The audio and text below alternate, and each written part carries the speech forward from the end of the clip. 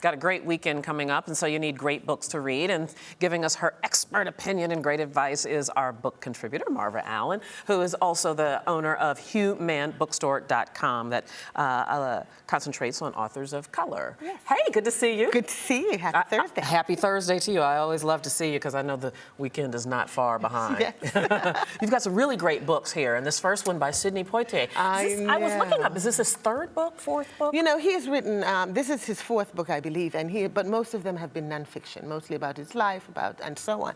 This is actually his first fiction novel, and it's very, very interesting. He was a friend of Carl Sagan, and I think somehow he's paying tribute with this book. Oh. This book is about the confluence of events in life. You know, a child is born with a coin, and that ripples through entire civilization.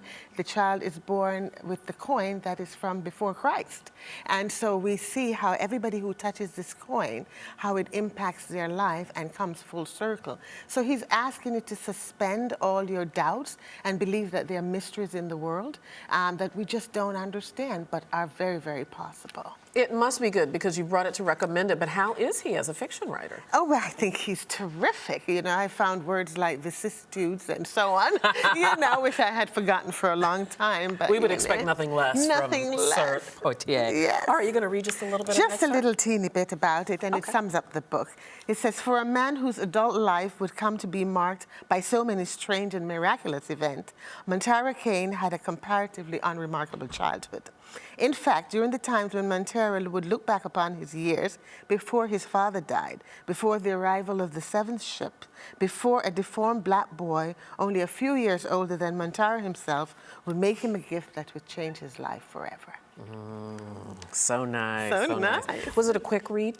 You know, it was a very, very quick read, but it also was so intriguing because you couldn't put it down. It's not the book you want to start at 1 in the morning. Okay. You know, there's to be a sleepless night. Then you'll be up all night long. Yes. All right. Montara Kane. Can't wait to read that. Yes. And the next one I'm also very excited about because I'm a big fan of this author who wrote A Thousand Splendid Suns as well as The Kite Runner, which that was one of those I could not put down. Absolutely. So this is called And the Mountains And the Mountains Echoed, and you and 78 million people around the world love Khaled Hosseini. This book, The Mountain Within, is just, again, another book about humanity, about the impact of choices that one person makes and how it ripples through time with family, you know, and so on. So this book starts out in Afghanistan, which is where he's from, and it goes to Paris, it goes to San Francisco, it goes to Tinos in the Greek island, and it's about a little boy, Abdullah, and his sister, Pari,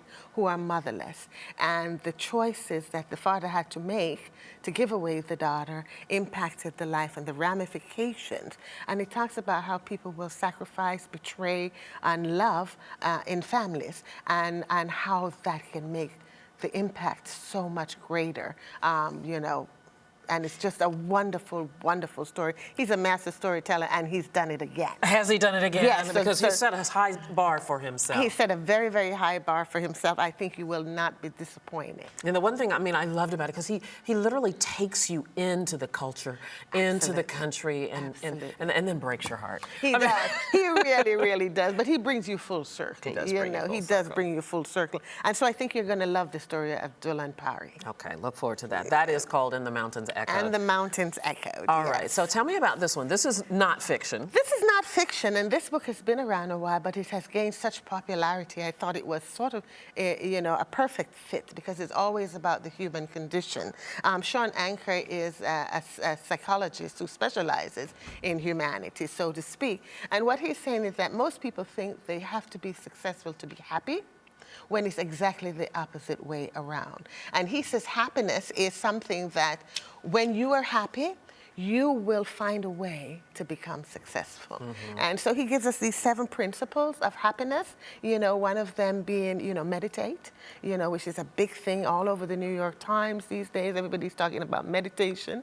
One thing he says is random act of kindness. Do something good for someone. And when you spend money, you know, all of us love to spend money, spend some of it on pro-social contributions, such as, you know, whoever your charity is, and you will find these things. And then surround yourself with really positive people, positive and happy people, and you will start finding that you will be attracting all of these wonderful things to your happiness. So I'm happy as of today. As of today. And by the way, I just want to mention the name of this book is called The Happiness Advantage. Exactly. Now, sometimes self-help books can get a little hokey, you know, there's a little too much fluff in there. I mean, does this really? Yeah, you know, it is, because he's done this as a scientific kind of experiment, you know, sort of like the Athena doctrines. He did a big study on people, and he said, what made you happy? When did you, you know, you had $1 million and you're still unhappy. What were the little things that, you know, someone said, going to dinner with a friend, you know, that makes me happy. All right, very good. You always bring good stuff. Marva Allen, thank you so much. Thank you. Can't wait to get to the weekend. All right, that's going to do us for today. Thank you so much for being here with us. We'll see you tomorrow on Friday on Arise America. Bye-bye, everybody.